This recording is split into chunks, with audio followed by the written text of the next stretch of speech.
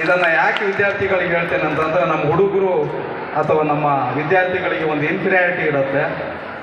ನನಗೆ ಬುದ್ಧಿವಂತಿಕೆ ಇಲ್ಲ, ದಡ್ಡ ಇದ್ದೀನಿ, ನನಗೆ ಮನೇಲಿ ಅನುಕೂಲ ಇಲ್ಲ, ಅನುಕೂಲ ಇದೆ, ಗೊಂದಲಗಳಿದ್ದಾವೆ. ಪ್ಲೀಸ್ ಅವು ಯಾವುದು ಇಟ್ಕೊಳ್ಬೇಡಿ.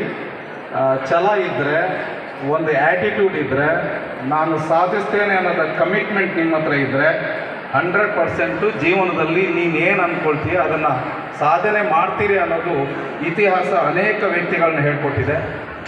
ವೇದಿಕೆ ಮೇಲಿರುವಂಥ ಗೌರವಾನ್ವಿತರೇ ಮತ್ತು ಪ್ರಾಂಶುಪಾಲರೇ ಹಾಗೂ ನನ್ನೆಲ್ಲ ಗುರು ಮಿತ್ರರೇ, ನನ್ನ ವಿದ್ಯಾರ್ಥಿನಿಯರೇ, ಪಾಲಕ ಪೋಷಕರೇ, ಖುಷಿ ಆಗುತ್ತೆ, ಹೆಮ್ಮೆ ಆಗುತ್ತೆ.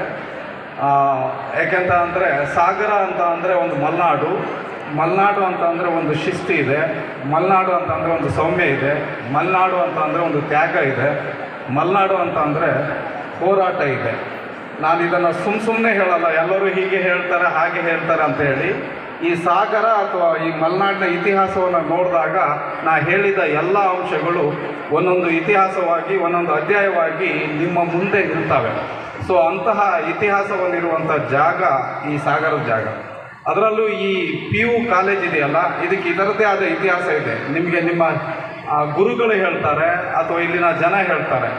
ಐ ಥಿಂಕ್ ಇಡೀ ರಾಜ್ಯದಲ್ಲಿ ಅತಿ ಹೆಚ್ಚು ವಿದ್ಯಾರ್ಥಿಗಳನ್ನು ಹೊಂದಿದ ಒಂದು ಸರ್ಕಾರಿ ಪದವಿ ಪೂರ್ವ ಕಾಲೇಜು ಈ ಕರ್ನಾಟಕದಲ್ಲಿದೆ ಅಂದರೆ ಅದು ಸಾಗರದ ಪದವಿ ಪೂರ್ವ ಕಾಲೇಜು.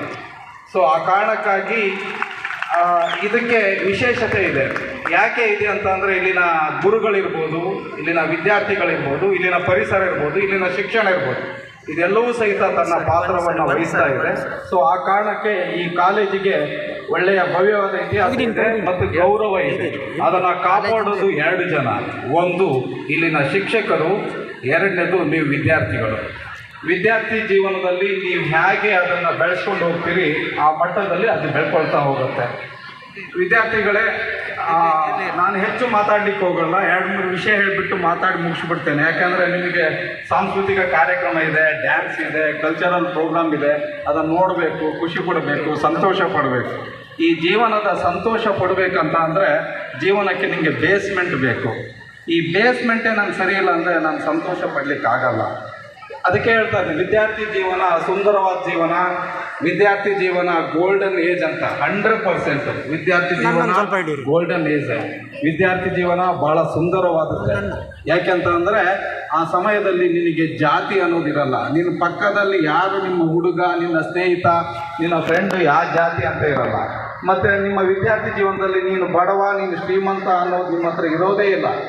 ಸ್ನೇಹದ ಮುಂದೆ, ಆ ಸ್ನೇಹ ಪ್ರೀತಿಯ ಮುಂದೆ